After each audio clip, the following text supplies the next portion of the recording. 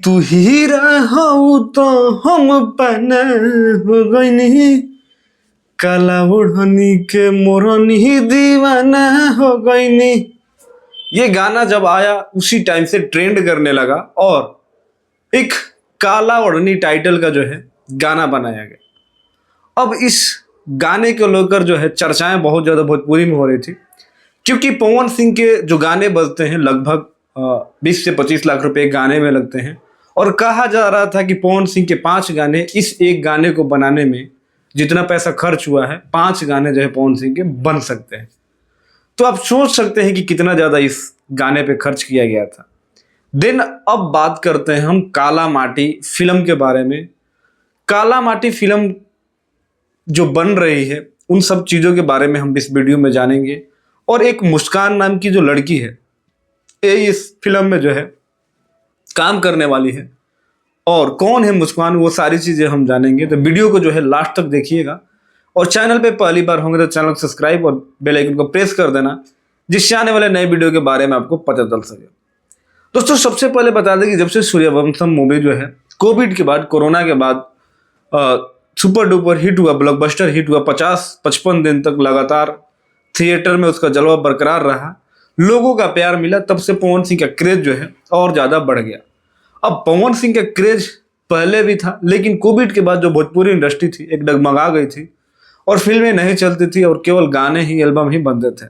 लेकिन फिल्मों में फिर से जान फूंका पवन सिंह ने, और उसमें एक गाना था बबुआने से हिला, वो गाना लोगों को और ज़्यादा पसंद आया। और एक अखिया के नासा जैसे भंगिया के नासा वो वाला गाना, और आस्था सिंह की जो जोड़ी थी पवन सिंह के साथ बहुत ज़्यादा जो है पसंद की गई। लेकिन अब सबसे बड़ी बात है कि जो काला माटी मूवी आ रहा है ये जमशेदपुर में शायद शूट किया जा रहा है, झारखंड में शूट किया जाएगा इसका। और इस फिल्म की जो कहानी होने वाली है, मतलब एक गैंगस्टर का शायद किरदार निभाने वाले हैं पवन सिंह।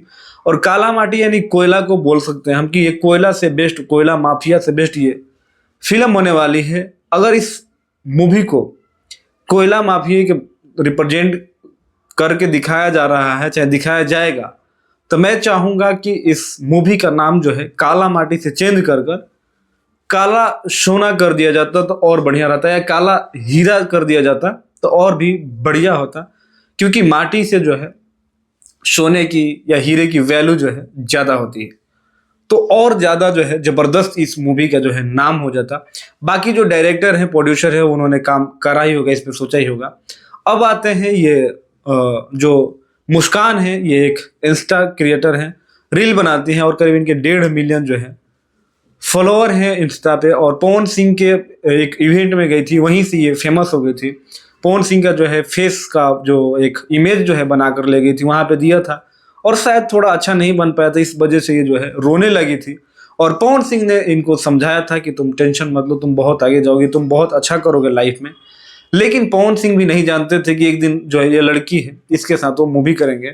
और मुस्कान जो है एक बक्सर के छोटे से गांव है जिसका नाम रेहिया है, जो एक थाना पड़ता है कृष्णाभरम, उसी गांव की रहने वाली है, छोटे से गांव की रहने वाली है, और आज वो पवन सिंह के साथ मूवी कर रही है। तो मुस्कान के लिए बहुत बड़ा बिग अचीवमेंट है, और मेरे तरफ से मुस्कान को ढेर सारी बधाइयाँ, और ऐसे ही लाइफ में वो आगे बढ़ते रहे और काला माटी में अपना जलवा आप लोगों को मुस्कान दिखाएंगी। और मुझे लगता है कि जिस तरह से वो इंस्टा पे छाई हुई है, यूट्यूब पे छाई हुई है, और गाने उसके कई भोजपुरी में आए हैं, लोगों का रिस्पॉन्ड मिलता है, इस मूवी से उसको एक नए कैरियर की ऊंचाइयाँ जो है मिलेगी, और मुस्कान हर तरह से जो है छा जाएगी।